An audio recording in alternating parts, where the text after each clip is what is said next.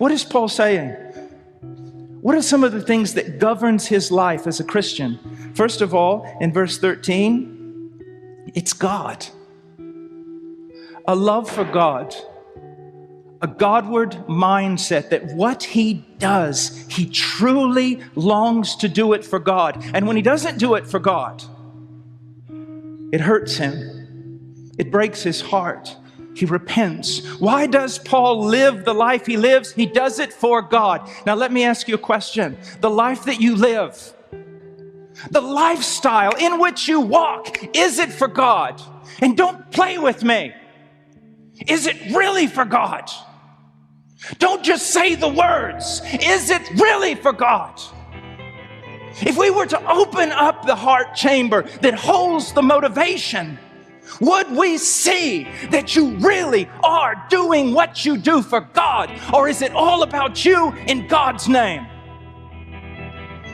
I'm trying to hurt you, make no mistake about it, but in order to help you, I'm trying to hurt you. Think, discern, examine. Are you Christian? Are you? Don't throw up that blockade in your heart. Oh, that the Spirit of God would tear it down. Don't reason yourself away from salvation, that God would illumine your mind. Some of you do not know God, and God does not know you. Now surrender, repent, believe the gospel, turn away from your wickedness and your worldliness and your playing church. I was born in the woods, and some people say that's exactly where I should have stayed. I'm not very proper. I don't know which forks to use. I'm not a very cultured person. I don't care about looking nice or in style. A lot of times when forums open up and people want to ask me questions, there's always a few young men, whether it's on the internet or whatever, who try to really get me, I guess. And they'll say things like this: why don't the guy just loosen up? Why don't the guy just, why is he always he's just always so intense. What's his deal? Why don't he just, take some tea and take a hot bath or something? Do you know why? Because I am looking right now at a group of people, some of which will one day be transformed in heaven to be so glorious that if I saw them right now in their glorified state, like the prophet Daniel, like the prophet John, I might even have a tendency to try to fall down before their feet and worship. That's how glorious they'll be. And there are some of you that are sitting here today that throughout all eternity will be twisted, the most horrifying, immoral monsters that could ever be conceived by the mind of a man. Do you want to know why I'm intense? Because some of you will spend an eternity in heaven, and some of you in this very room will spend an eternity in hell. Now tell me how I ought to think and act. You see, it really is costly, and it really affects you when you believe this stuff. I can't come in here and give you a little sermonette and have everyone walk out and say, Paul's a real nice guy. And if you have not ears to hear, do not blame it on the sovereignty of God. It is your own fault. Listen.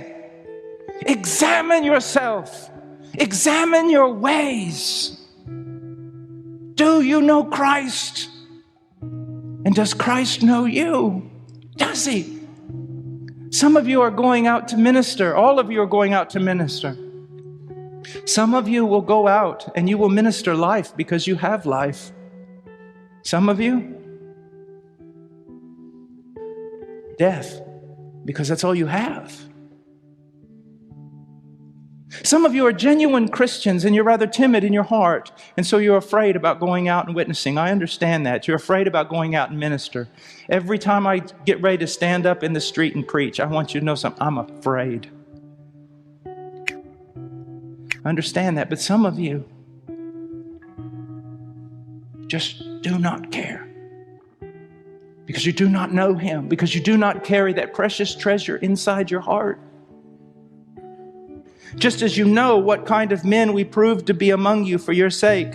You also became imitators of us and of the Lord. Who are you imitating? Now, I know I'm going to sound like some dinosaur from the past, some moral relic from the 50s with a flat top haircut. But who are you imitating? Give me your iPhone. Give me your iPad. Give me your computer. Let me see what you're watching. Let me follow you around. And I'll find that some of you are imitating the world and the stars of this world and the fashions of this world and everything about this world because you love the world, because you are of the world. Who are you imitating? It is getting such a heartbreaking thing for me to see. Even among these new Reformed guys and these new young guys with all their good theology, they're grabbing a hold of their good theology, but it's not making its way down to anything. It's not changing the way they talk.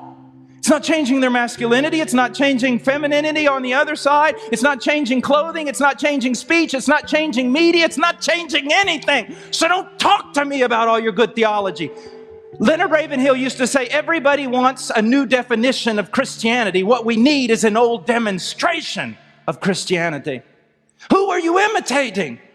I don't care if you quote John Calvin, if you look like the world. I don't care if you carry a John MacArthur study Bible, if you look like the world.